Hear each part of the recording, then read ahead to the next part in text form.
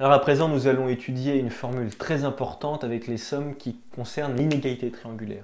Alors l'inégalité triangulaire, on la démontrera dans un exo pour bien comprendre pourquoi est-ce qu'on a ça, même si c'est une relation assez intuitive. Là, l'inégalité triangulaire, c'est ça. Alors inégalité, c'est ici, et triangulaire, on verra pourquoi est-ce que ça parle, pourquoi il est question de triangle en fait. Hein. Même si ça n'est pas évident que ça parle de triangle a priori. Bon, alors les xk ici et là, c'est les mêmes, hein, bien sûr, et ils peuvent être réels ou complexes. On s'en fiche un petit peu. Si jamais on est avec des réels, là, les barres que j'ai marquées là, c'est des valeurs absolues, bien sûr.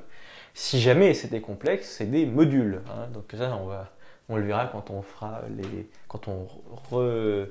réétudiera et étudiera plus en détail les nombres complexes. Alors, ça, qu'est-ce que ça veut dire? Ça veut dire que le module ou la valeur absolue de la somme de certains réels ou de certains complexes est toujours inférieur à la somme des valeurs absolues des modules. C'est assez logique parce que si jamais ici, là dans votre somme, prenons des réels par exemple, juste avec des réels. Imaginons que là dans vos réels xk, vous ayez des nombres négatifs, et bien ça va diminuer à l'intérieur de ça, alors que ici, vos nombres négatifs vont passer en positif. Imaginons, prenons, je sais pas, vous prenez x1 qui est égal à 5, x2 qui est égal à moins 7, et je sais pas moi, x3 qui est égal à 3.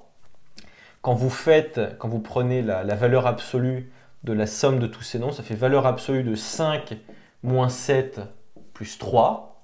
Ok.